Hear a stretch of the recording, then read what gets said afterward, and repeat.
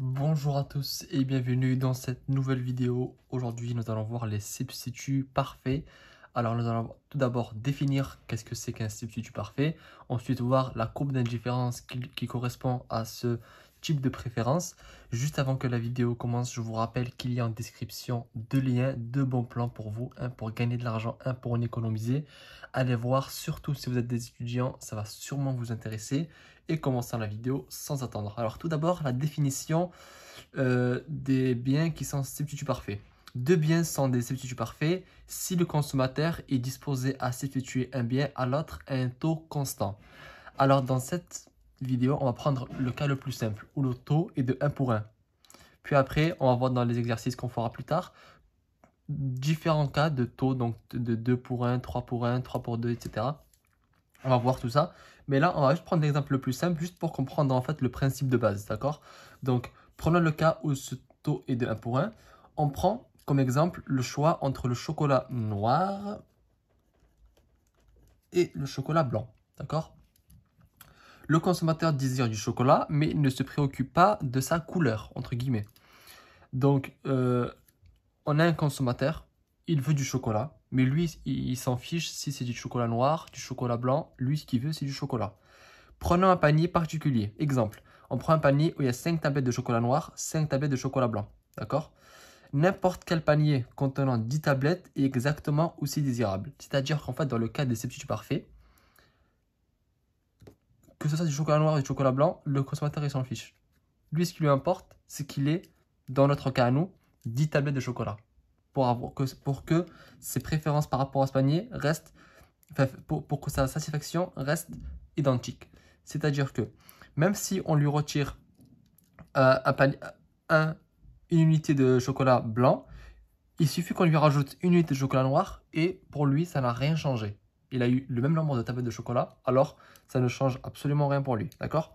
C'est-à-dire que tout panier dans la somme des deux biens est égal à 10 et sur la courbe d'indifférence passant par 5, 5. C'est ce que je disais. C'est-à-dire que du moment où on fait la somme des deux biens et que la somme est égale à 10, c'est-à-dire que si on prend le panier, je vais vous dire, on prend plusieurs exemples. On a le panier 5, 5, on sait qu'il procure une utilité U, 1, d'accord? Le panier 6, 4, il procure également utilité 1. Pourquoi? Parce que 6 plus 4, ça fait 10, d'accord? Par contre, le panier 5, 6, il ne procure pas U1. Parce qu'il y a plus. Donc, il va procurer plus de satisfaction. Là, on parle, en fait, pour que le niveau reste identique, il suffit que la somme des deux biens dans les deux paniers, enfin, la somme des deux biens dans le panier, soit égale à 10. Pour que le niveau de satisfaction soit égal au niveau de satisfaction du panier 5-5. D'accord? Donc, en fait, un substitut parfait, c'est quand le consommateur, il s'en fiche des deux biens. Il s'en fiche en fait de la quantité des deux biens. Lui, ce qui lui importe, c'est qu'à la fin, il ait une certaine satisfaction et peu importe la quantité de bien 1 ou de bien 2. Le plus important, c'est qu'il ait une certaine quantité.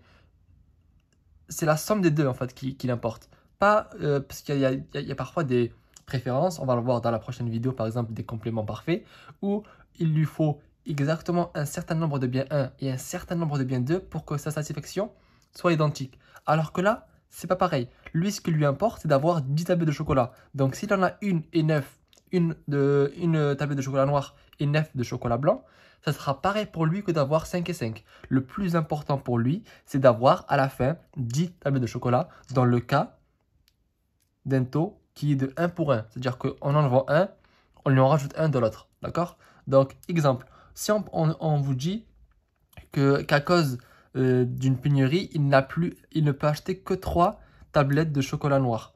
Combien il doit acheter de chocolat blanc pour être autant satisfait?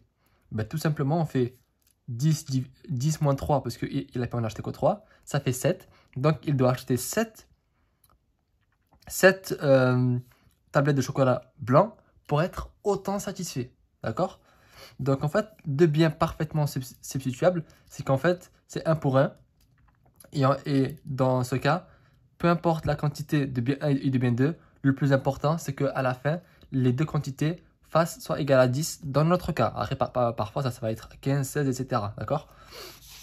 Là, on va voir la courbe d'indifférence des biens qui sont substituts parfaits. La courbe d'indifférence des substituts SP, donc substituts parfaits, elle est sous la forme de droite linéaire. D'accord? Et dans le cas du taux 1 pour 1, donc c'est des droites avec une pente de -1. Le consommateur se préoccupe que du nombre de tablettes de chocolat. Il ne se préoccupe pas de sa couleur, donc blanc ou noir. D'accord? Lui, ce qui lui importe, c'est d'avoir un certain nombre. Les courbes d'indifférence sont alors des droites de pente -1. Ben, logiquement, vu que, imaginons, là on est à 5, 5. On est à 5. Là on est à... On va dire qu'on est à 10, pardon. 10. 10. Là, du coup, on est à 5. 5. Là, c'est le panier, on va dire 5, 5. D'accord? Ici, il a 10 tablettes. Parce qu'il a 10 tablettes de chocolat blanc et 0 de chocolat noir. Mais, pour lui, ça ne change rien. Puisque ce qu'il voulait, c'est d'avoir 10. Pour que sa satisfaction soit égale à ce panier-là. D'accord? Ici, c'est l'inverse. Il a que du chocolat noir, pas de chocolat blanc. Mais il s'en fiche parce que lui, ce qu'il veut, c'est avoir 10 tablettes. Peu importe la couleur.